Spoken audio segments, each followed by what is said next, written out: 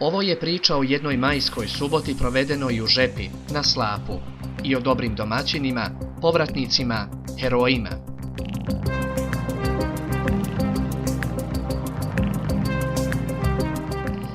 Dan prije provjeravamo prognozu i izgleda da nam se ovaj put posrećilo.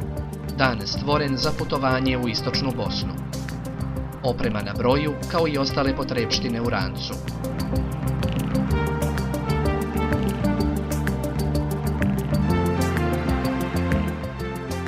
Napokon krećemo, puni želje da otkrijemo ljepote tog malog bosansko-hercegovačkog mjesta.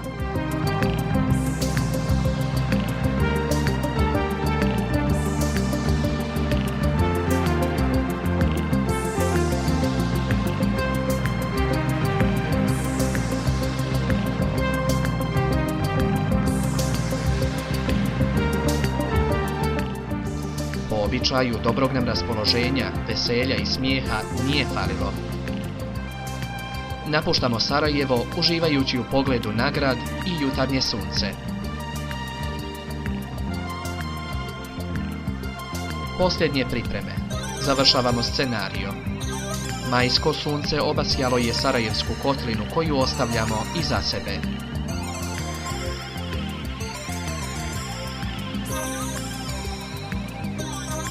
Dalje put vodi prema Romaniji.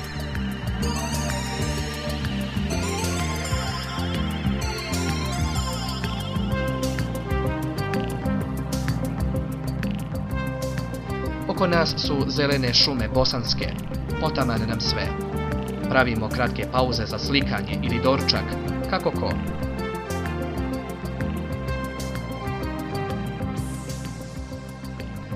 Put prolazi bez problema. Ipak naiđe pokoja zmija, ovoga puta obična, neotrovna. Nekoliko metara dalje i poskok. I on je bio ljubazan i dopustio je da ga snimimo. Tako da su se neki divili, a neki zgražavali našem pothvatu, koji i nije bio baš najpametniji, jer zmije nisu opasne za ljude sve dok ih ljudi ne diraju ili uznemiravaju. Zato jedan mali savjet. Ako vidite bilo koju zmiju, lijepo je zaobiđite naširoko i sve će biti super, i za vas i za nju.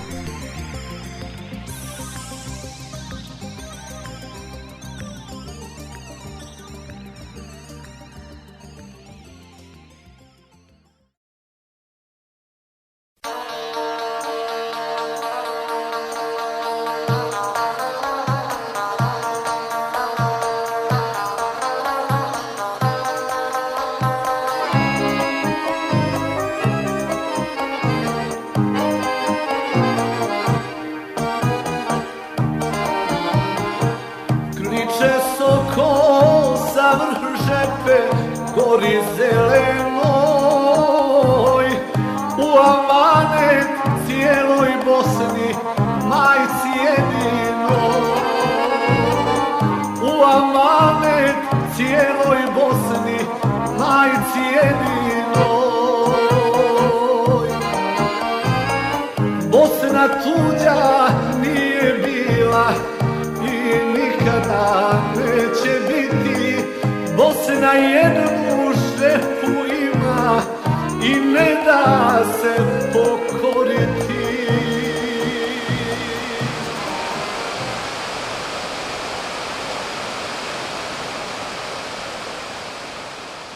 Cijenjeni gledaoci, ovaj put vodi prema Žepi, malom mjestu na krajnjem istoku Bosne i Hercegovine.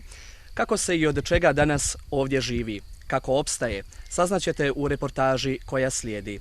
Posjetili smo i nadaleko čuveni most na Žepi.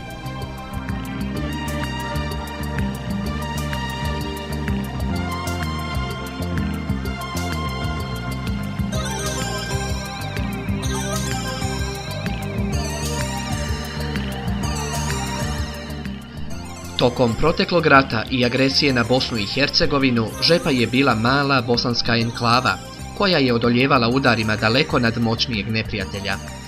Danas, s koje god strane ulazite u Žepu, vidite odakle je i koliko zlo nadiralo. Vidi se to po sada obnovljenim kućama, a koje su nakon pada Žepe bile potpuno uništene.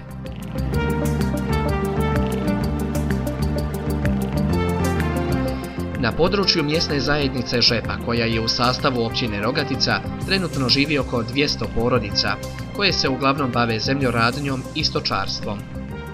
Iako je prošlo 13 godina, svaki put kad im neko spomene pad Žepe, obuzme ih jeza i na oči im nalijeću slike te košmarne borbe za opstanak. Imala 5 tada djeci. Muž ostao ovdje, mi smo otišli za Zenicu, bili u Zenicu kolektivno. Posle smo bili 6 godina u Sarajevu, kad došao muž iz logora, onda smo se ovdje vratili. Bila kuća pod pločom, tako sam je našla, samo jednako stvar, sve porušene zidove sam našla. Posle smo dugo ganjali, 1-2 godine, onda je donacija iz Holandije. Napravila nam kuću, pokrla, jedan sprat usposobila, gore sad nije pregrađeno, niti okolo, niti je ništa urađeno, onako stoji, samo eto da se vratimo i eto. I ljudi su se počeli vraćati. Hrabri ljudi, na razoreno i uništeno, ali na svoje. Pa da vam kažem kako živimo nazor, primanja nikaka ne imamo. 7 djece imala sam, jedna se kćer udala, 6 sad imamo. Muž mi je bio u logoru, nigdje ne radi, penziju još nije izganio, nema ni penzije, ovako ako nešto zaradiš, ali nemaš gdje da zaradiš. 2 mi kćerke idu u Sarajevo, jedna 5. razred, jedna 3. godinu završila trgovačke, sad upisala 4. ja to svakako da veram, nešto malo mala što imam, prodajem, tako plaćam stan. Tako im plaćam knjige, sve živo moram platiti, ništa nemam pomoć nikakvi. Ovdje jedna završila trgovačku, bracom jedan sin, 6 kćeri imam i 7. sina, ide ovdje u školu do 4 razreda. Onda jedna je završila trgovačku, nema posla i ona je tu i došla. I eto vidite, ne možeš nikog sresti, sve sto dede i nane, staro. Ko je mlađi, on ide dalje, snalazi se. Mi eto da veramo svakako što imamo mala i ustijem, tu mi je sve. Kod vas evo najviše omladine, jel? Najviše, eto 7 djece, sad je 6 kćer mi se udala, evo sad godina. I eto, da upitate koga god hoćete, da nikakvog primanja nema, živim što snalazim se ovako od mala i usijem i tu mi je sve. Ima još prkosnih povratnika koji su se vratili da bi ostali. Ramo, kako se danas živi u Žepi? Pa fino, živi se. Kad ste se vi vratili, prije koliko? Pa 2000, valjda. Gdje ste bili do sad? Kako ste izbjegli iz Žepe? Pa sa konvojima, ovi civili, ovi starci, a ovi par košuma, a mene sinovi su došli par košuma. S kim danas ovdje živite? Sa ženom. Gdje su djeca? Gdje je rodbina? 2 u Sarajevu, rekao sam, 2 u Ameriki. Ramo, kad ste se vratili ovdje, je li trebalo šta obnavljati, je li trebalo obnavljati kuće? Pa još to nije bilo kuća nikako. Donacija pravila. To je sve pogorilo. Od čega danas ovdje živite?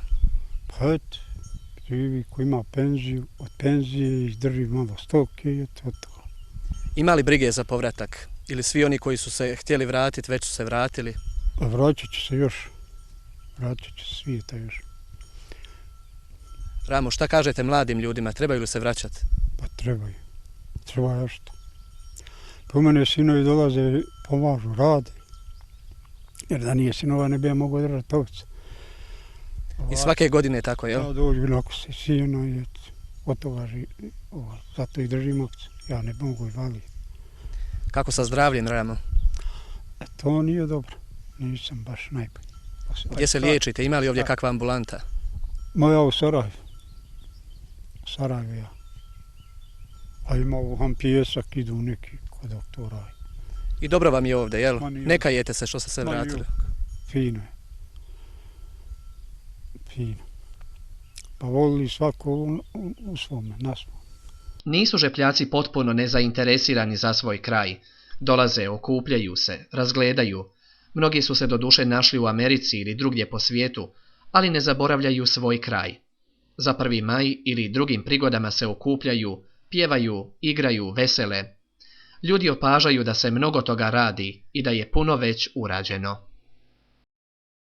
Pa ono se tiče kako asfalt prošlo, zahvaljujem se Enveru Žuć koji je nam je asfalt, mislim, ovu pomogao i on je ga i napravio.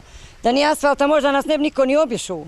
Ne bi nam došlo, na primjer, ni u goste, ni u posjetu, ni ništa. Kakav je put bio kad smo mi ovce vratili, nismo mogli proći, nije raskrčeno, nije ništa. A sad je, hvala Bogu, evo ima i džamija, ima škola, A kad nema omladini, to je najvažnije, nema ni posla, jer ima omladine, možda bi imao posao, možda bi omladina se vratila. Koliko djece ide u školu ovdje?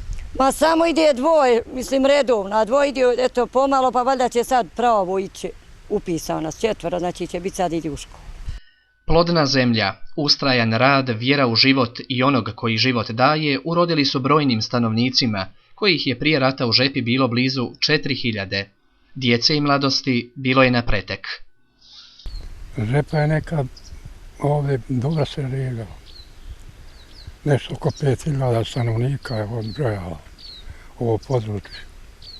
Pa eto, većinom je bilo sve zaposleno, koje je sposobno bilo. Tu su radili Sjemeć, Prezeće, gore van Pijesku bila firma. Onda je odale svaki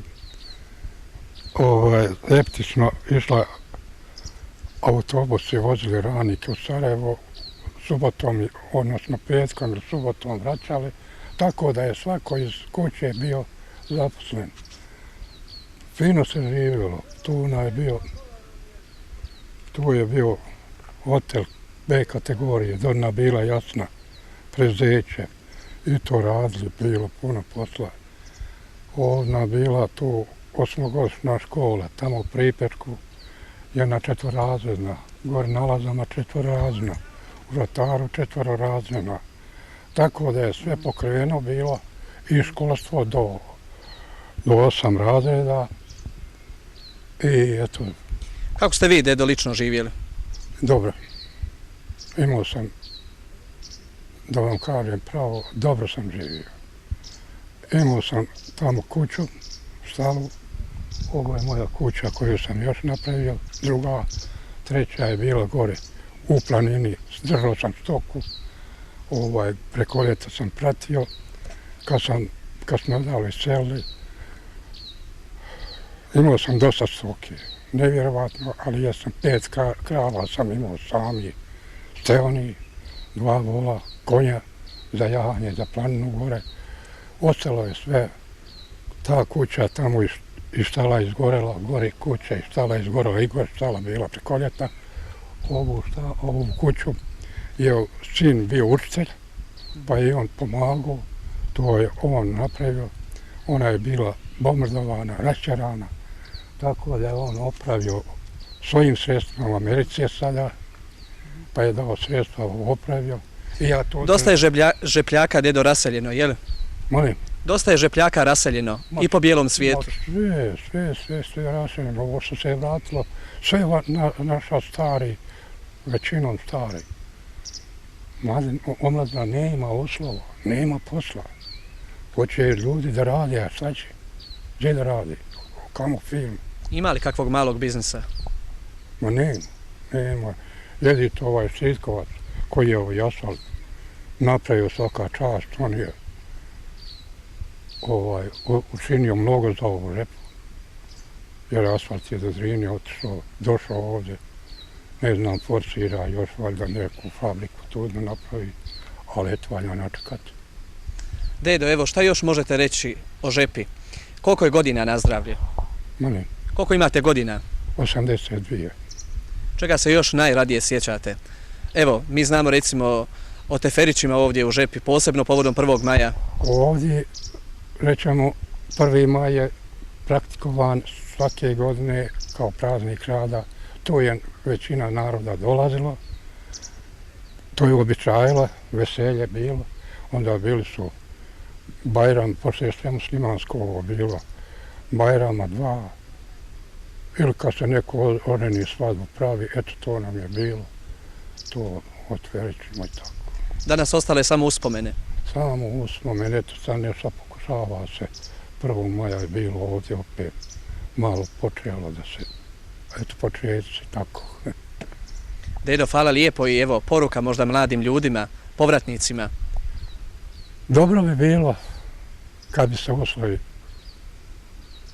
napravili, da omladina mora ovdje koliko toliko raditi kao u firmi. Ja sam radio u firmi, radio u poljoprivredi. I to dvoje kad se sastavi imaju dobre koriste. I kad bi tu neke firmi bilo, pa da omladina se vrati, pa malo na poljoprivredi, malo ovom, lijepo bi živjelo.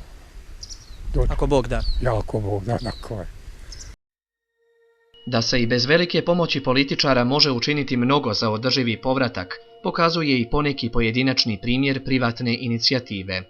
Uspješni biznismen i privrednik Enver Štitkovac, iako u Sarajevu ima firmu i nekretnine, odlučio je da se vrati u rodnu Žepu, zajedno sa drugim Bošnjacima koji su iz ove, u ratu zaštićene zone Ujedinjenih nacija, protjerani u ljeto 1995. godine.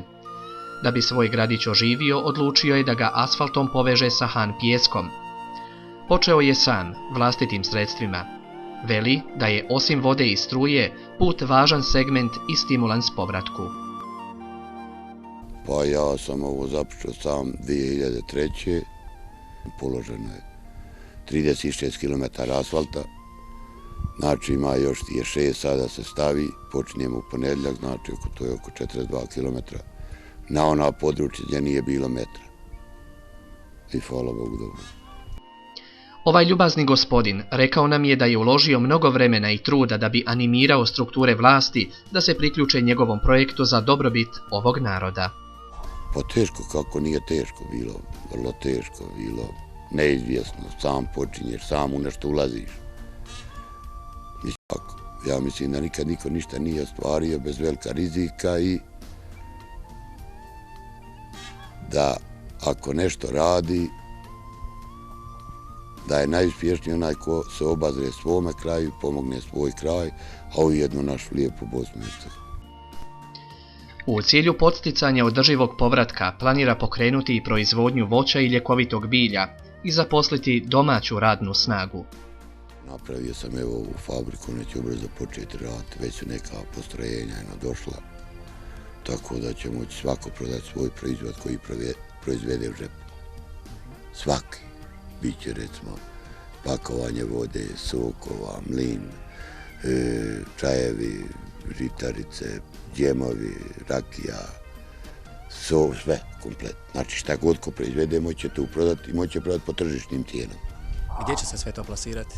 Sve će to plasirati na domaće tržište.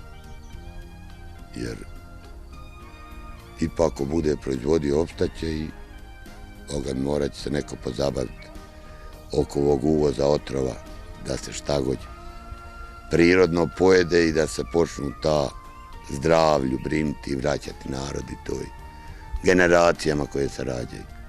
A evo ovdje nema ni se kad ko pamti da je šljiva poprskana, ni jabuka, ni kruška, bilo je na tonu. Nova putna mreža, sve manji broj neobnovljenih kuća i vikendica, veći broj povratnika, državna zastava na vrh brda jedina u ovom dijelu Bosne i Hercegovine, ostavljaju utisak da je riječ o gotovo sasvim obnovljenoj sredini, možda tek pomalo povučenoj i pospanoj. I narod bi morao se pokrenuti više radu, više akcije, više svemu. Humanitarne pomoći spasle narod, treba im biti zahvalana. Već bi trebalo da se krene radom, rezultatima. Vidiš ti ove Žepe, šta je ovdje bilo? Šljive, kruške, jabuke, evo ima i sada. Mislim da mnogi ljudi su precijenili svoje kvalitete, da se odrekli nečeg sigurnog gdje mogu živjeti, ošli su na neku vjetrometinu. Mislim dok im sve cijene, stanovi, kuće, telefoni, da će se odicati, nije bilo nikad, da sad je sve napusti i selo ide u grad. Ako ne bude sela, nema grada. Ako nema grada, nema ni sela. A ipak su sve u svemu dobro. Dobro je. Vraća se narod, dolazi narod. Eto, vidjeli ste, ima sila naroda. Pa, svaki početak je težak. Može li se učiniti više za povratnike? Kako ne može? Kako ne može? Kako ne može? Može se učiniti više za povratnike, a ipak mislim da se treba učiniti više, a i povratnici više rade. I oni više uvijek, vidiš, ja radim, imam. I krave držim ovdje, i kokoče držim ovdje, sve držim, radi žena. Radim i ja. Ipak, još uvijek ima potresnih prizora. Stara fabrika, pošta, uradak rušitelja i pljačkaša, zarasla kućišta, razbujalo šiblje.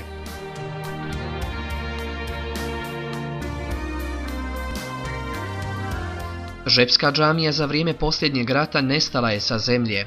Raniji barbari nisu dirali i rušili bogomolje.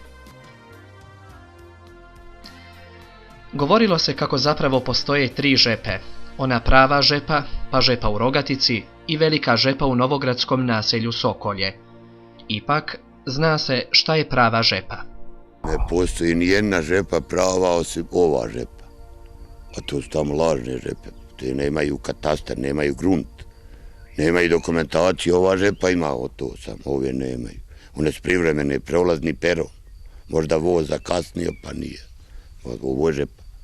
Nema niko na drugom mjestu, već se ožene. Ovo je žepa. I žepu voli onaj ko se vraća ovdje i dolazi i da pokrši svoje i obradi i taj je žeplja. O ljudi koji misle da će biti veći i bolji i cijenjeni što su odrekli svoga odakle su, oni su manji. Oni ne zna. Ko ne zna za prošlost nema pravo ni budućnost. Znači, Bosna je meni sva draga, ali ovo mi je moja žepa najdraža. Žepa, veli nam gospodin Štitkovac, ima perspektivu, uprkos svim nevoljama i nepravdama koje je trpjela i još trpi. Ali raditi treba.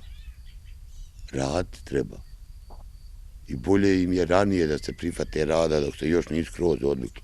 Kad se odviknu teško će se naviknuti, a morat će se naviknuti. Radiju se u Vijeće Evrope. Tek ćemo vidjeti kad uđe u Vijeće Evrope, radi li se ili ne radi. A ovdje se mora živjeti. Slobodno je. Ne dira niko nikog. A mislim da je najbolje bilo kad niko nikog nije štitio ni branio, nikoga nije dirao. I mislim da bi najbolje ovi narodi živjeli kad ih niko ne bi branio i štitio. Nema ih ko dirati. Ovi braneći im natrebela. Druga stvar ima jedna koja je realna. Rad sve pobjeđuje. Rad sve pobjeđuje, drugo ništa. A taj narod što me fali u žep, nek me ne fali ako nisam zaslužio. Oni znaju šta je urađeno u bivšoj Sefereju, šta je urađeno sad. Zna se ko je to počeo i započeo. I ko je ušao u to. I taj ko te fali i kudi, zasluge niko niti je ne mere uzeti. Nakon što je odustao od namjere da sa svojom 7-članom porodicom zauvijek napusti Bosnu i Hercegovinu i svoju žepu, te odseli u Australiju, 29-godišnji Muhamed Tabaković je odlučio da, naslonivši se na prijeratno iskustvo svoga oca u ribogojstvu, ambiciozno pokrene ribogojilište Slap i uzgoj ribe u izuzetnim ekološkim uvjetima, kakve pruža netaknuta priroda herojske žepe. I izuzetno mi je drago da ste došli da nas posjetite u žepi. Posla ima, radi se i evo kao što ste mogli da zateknete situaciju da je sve bilo na terenu. Gospodine Tabakoviću, protekli rat ostavio je iza sebe pustoš veću i bolniju nego i jedan prethodni. Kako ste vi preživjeli žepu? Pa šta da kažem, teška je situacija bila, pogotovo u samom onome završnici rata 94. i 95. Tako da sam ja krajem 94. i početkom 95. priključio se bio u vojsci sa nekih svojih 16 godina. Proveo sam vrijeme i posle pada žepe 63 dana ovdje u blizini u pećini iza naših leđa. Posle toga smo prešli za Kladanj i jedina moja želja je bila u posjeti tamo kad smo došli, kad nas je posjetio predsjednik Rahmetli Alija Izetbegović, kaže kao najmlađi član vojske imaš li neku želju da bi ti mogao da ispunim i to je moja želja bila samo nastaviti školovanje. Gospodine Tabakoviću, kako se danas evo živi u žepi? Kad ste se vi vratili ovdje? Ja sam se vratio 2005. u aprilu mjesecu i kao što vidite moj rad i trud danas se može da vidi i da prepozna, tako da 2005. je bilo veoma teško, 2006. je malo bila lakša, ali ostalo, evo, hvala Bogu, dobro je, zadovoljan sam i izuzetno mi je drago što sam uspio da pomognem još 6 mladih povratnika koji su se vratili u žepu i koji su obezbijedili sebi neku budućnost, primljeni su u stalni radni odnos i rade onoliko koliko i ja radim. Govorit ćemo evo o ribogojilištu Slap nešto kasnije. Kažite mi evo kad ste se vratili šta ste zatekli, je li bilo teško početi život iznova? Pa težak je život bio iznova. Na početku samom kad sam se vratio zatekli smo ovdje sve da je zaraslo bilo, znači oko vode nisi mogao prići. Stari objekat, tradicija od mog oca, ribnjak je bio potopljen i to nisam uspio naći na površini. Kuća uništena 100%, znači samo zidina ogorjetinja i počeo sam sa jednim ovim kontejnerom. Kontejner smo prvi kupili, postavili i tako je krenulo čišćenje gore u selu oko kuće, onda ovdje oko obale i nastavili smo dalje. Ima li danas dovoljno brige za povratnike ili? Pa šta da kažemo, kako kad? Kako kad? Povratnici u nekom trenutku su prepušteni sami sebi, ali ja se ovom prilikom mogu da zahvalim vladi Federacije, premijeru Nedžadu Brankoviću, da se zahvalim isto vladi Republike Srpske, Ministarstvu za izbjegla i raseljena lica, Omeru Brankoviću, ministru Federalnom ministarstvu za izbjegla i raseljena lica, Edinu Mušću, koji su od samog početka bili tu i u mom nekom prisustvu i kad sam osjetio da ne mogu sam više sa kreditima, pošto sam se mnogo u kredite zarobio, oni su mi pomogli i oni su mi dali mnogo doprinosa za ovaj objekat. Pa nažalost, ambulanta ima, ambulanta postoji, opreme u ambulanti nema ništa, kako je sve to do sad bilo ne znam, pacijenti se liječe, hajde da kažemo da se zahvalimo našem doktoru Heljiću koji nam je omogućio da su u prošloj godini doktori dolazili iz kliničkog centra i iz hitne medicinske pomoći iz Sarajeva svakog petka. Evo u ovoj godini nemamo nikog, to je period bio kad je zima, bilo je malo neprohodno, tad nisu dolazili i hajde da kažemo do današnjeg dana još niko ne dolazi, u budućnosti ćemo vidjeti kako će biti. A za zdravstvenu, pa dobar je potez vlada, napravila vlada Federacije gdje je omogućila i dala sa zdravstvom ljudi sad koji žive ovdje, istinski koji su se vratili, imaju papire sad ovog entiteta koji su prihvatili i zakone i sve u ovom entitetu, imaju pravo na liječenje isto u Federaciji bez ikakve svoje nadoknade. Ima li djece, ima li omladine, kako se djeca školuju? Pa ima djece, ima omladine i svakog dana, hajde da kažemo da je to broj sve veći i veći. Sad u ovom periodu, u aprilu mjesecu, ja sam primio čovjeka koji je radio u Brezi i napustio je posao tamo, kao zamolio me, imam želju da se vratim u Žepu, možeš li mi pomoći da živim u Žepi. Tako da sam ja jedva dočekao to da se čovjek vratio, da on još sa sobom normalno vratio ženu i dvoje djece. Evo, djevojčicu je upisao, u prošloj sedmici je bila u Rogaci na testiranju i upisao je prvi razred ovdje osnovne škole. Kada je u pitanju sigurnost, šta reći?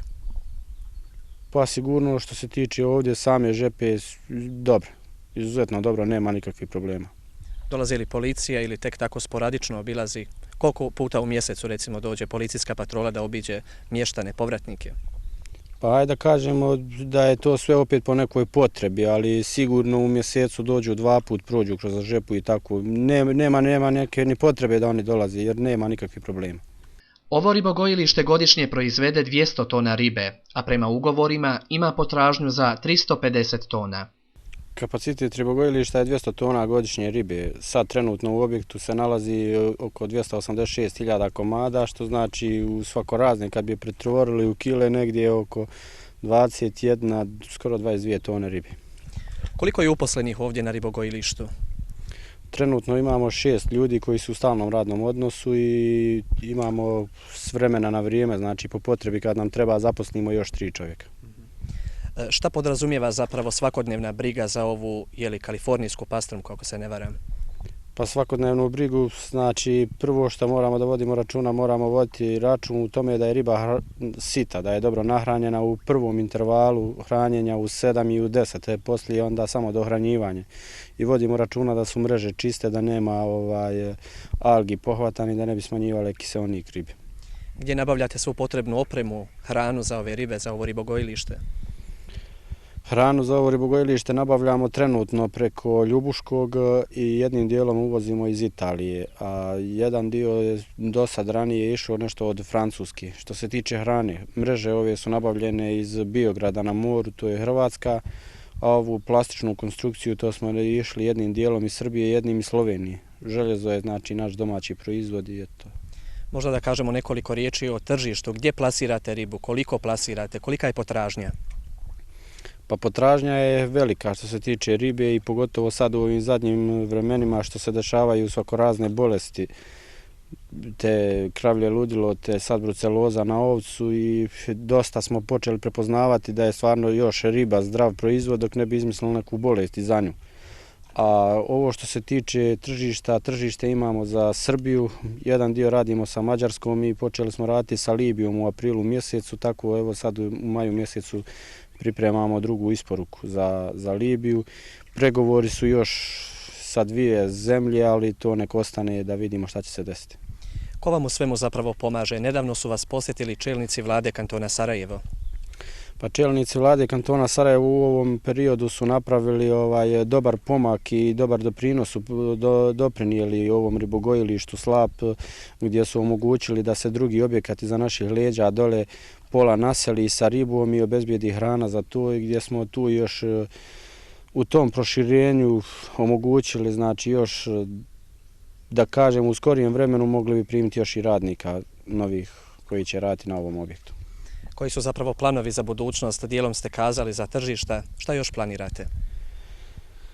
Pa planiramo, ako Bog da, u ovom sad 7. mjesecu započeti najvjerovatnije temelje ćemo zakopati za fabriku za preradu ribe, jer svu ovu dosadašnju preradu ribe radimo u Mostaru, tako da se ovdje čisto traži odavde proizvod da izađe. Imao sam jednu dobru namjeru da radimo ovdje sa našim gospodinom Žutim Enverom Štitkovcem. On je napravio fabriku zdrave hrane. Imali smo namjeru da to on ribu svu prerađuje i hajde da kažemo cirka 35 tona ribe može da prođe kroz fabriku ovdje. Toliko je potraživanje, znači da ja, hajde da kažem, ove male, malo sam na početku napomenuo, gdje vozim ribu za Sarajevo, Kiseljak, Visoko, evo počet ću u ovoj sedmici raditi sa Tuzlom, najvjerovatnije će tu i ući u tom i prostor Vlasenice i Kladnja. Mini fabrika za preradu uzgojene kalifornijske pastrmke podrazumijeva i filetiranje i vakumiranje. Pa u pitanju fabrike to bi bilo, malo prije sam napomenuo, dnevno bi sigurno, zapravo mjesečno bi bila prerada ribe oko 35 tona. Tako da bi se taj kapacitet mogao iz vremena u vrijeme povećavati i moji su planovi da bi se ovo ribogojilište moglo u budućnosti proširivati i sve to, jer je tržište samo sa Libijom mjesečno ugovorilo 20 tona ribe, a gdje oni sad iziskuju i izrazili su želju da bi se to moglo nešto više izvoziti. Postoji mogućnost sa još dvije zemlje koje smo u nekim pregovorima i ja u skorijoj budućnosti vidim da će to biti neki pozitivan rezultat i to me jednostavno prisiljava da bi išli s tom nekom fabrikom mini prerade, jer se ovdje je bitan samo zdrav proizvod i meni je cilj prvenstveno da to bude deklaracija na robi zdrava hrana žepa. Kapacitet fabrike bi mogao u naredne 2-3 godine možda i da se poveća, a to bude nešto veće i cilj mi je da kažemo da još možemo omogućiti sigurno zaposlenje od nekih 6 do 10 povratnika u žepi. Spomenuli ste ugovore. Je li komplikovana administracija? Je li teško doći do potrebnih rješenja, potvrda? Pa zavisi sve kako je, pošto što se tiče administracije same ovdje općine Rogatica nije problem nikakav, znači nema nekih prepreka, nema ništa, jedini su malo problemi što je tako u entitetu razbacani su, jedan dio je u Banja Luci, jedan dio u Bijeljini, jedan dio u Višegradu i onda je mnogo više kretanja i onda izgubi čovjek vremena sigurno od 5 do 10 dana dok neko rješenje može da dobije. A što se tiče ugovora, ugovori sa svim ovim dosadašnjim kupcima, nismo imali nekih velikih problema. Najbitniji i najvažniji je papir veterinarski pregled ovdje samog objekta i veterinarski pregled objekta, znači onog kamiona koji dođe da transportuje ribu, da je to stvarno opremljeno, da može da izdrži neku minusnu temperaturu koju riba, pogotovo u ovom ljetnom periodu, mora da zadovoljava. Uz fabriku koju ste spomenuli, hoće li doći do obnove postojeće infrastrukture, hoće li se još nešto graditi ovdje na ribogojilištu, neki moteli, restorani, slično? Pa trebalo bi, evo ovdje iza leđa vidimo momci koji su započeli motel da rade i oni će najvjerovatnije u ovoj godini nastaviti to i navodno bi trebalo za 1. maj 2009. godine da to bude otvoreno. Ja imam isto neku svoju ideju o nekim bungalovima, baš ovdje evo iza leđa u samoj prirodi gdje ne bi mnogo reljef i ne bi šumu nešto mnogo štetio, nego baš da postavimo kućicu u samoj šumi. Obezbijedili bi sve, znači prirodu od drveta. Postoji mogućnosti ovdje gore u ovome proširenju da se rade isto ovi objekti, da nešto bude i na vodi i sve tako. Ne kajem se što sam se vratio u Žepu, drago mi je. Trebao sam jedne prilike da odemo za daleku Australiju i došla je neka ideja šta da uradim, da odustanem. Odustao sam, tako da sam zadržao čitavu svoju porodicu, ni oni nisu otišli, svi su tu u Žepi. Jedan dio porodice je u Sarajevu, Burazer, tamo sa snahom i sestra koja pohađa školu. Ostali su, mi smo se ostali vratili ovdje, ja imam i curicu koju sam upisao evo sad u 1. razred ovdje i tako da kažem, ne kajem se što sam se vratio, izuzetno mi je drago i drago mi je što sam još uspio da zadržim mladih povratnika u Žepi i imam takvu istu namjeru i imam ideju da bi to još mogao udvostručiti. Osnovne privredne djelatnosti ovog kraja oduvijek su bile poljoprivreda i stočarstvo.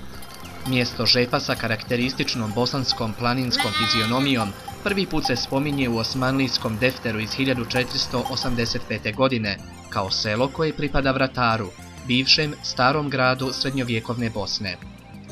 U okolini mjesta pronađeno je i nekoliko srednjovjekovnih bosanskih stećaka koji su bili dio životne kulture starih bogumila. Narodna predaja kaže da je dio manjih stećaka srednjovjekovnih Bošnjana ugrađen u most na rijeci Žepi, o kom je u svom romanu Most na Žepi pisao i jedan od najvećih bosanskih književnika i dobitnik Nobelove nagrade za književnost Ivo Andrić.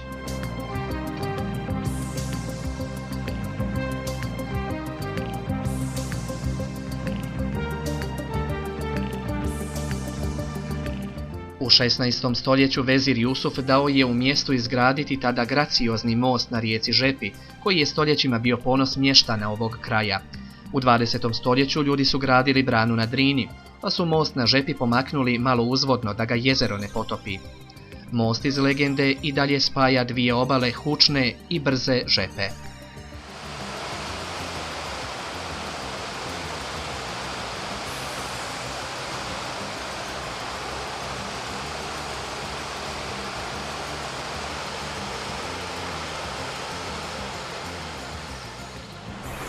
Most na Žepi ili kameni most, danas nagrižen zubom vremena, odavno nije turistička atrakcija.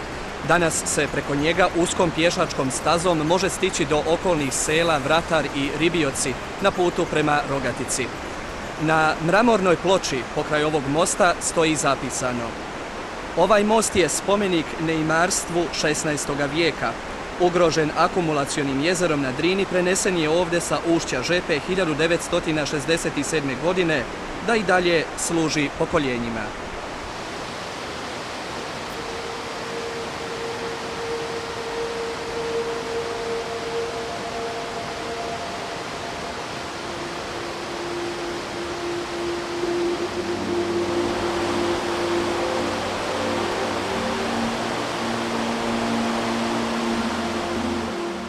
Toliko o Žepi. I dalje ćemo donositi putopisne reportaže o prirodnim i kulturno-historijskim znamenitostima Bosne i Hercegovine. Putovat ćemo od Save do mora, od Drine do Une, kroz čudesnu našu zemlju koja je prepuna ljepote, iznenađenja, tajni, neočekivanih sudbina ljudi i naroda. Upustite se s nama u tu čarobnu pustolovinu.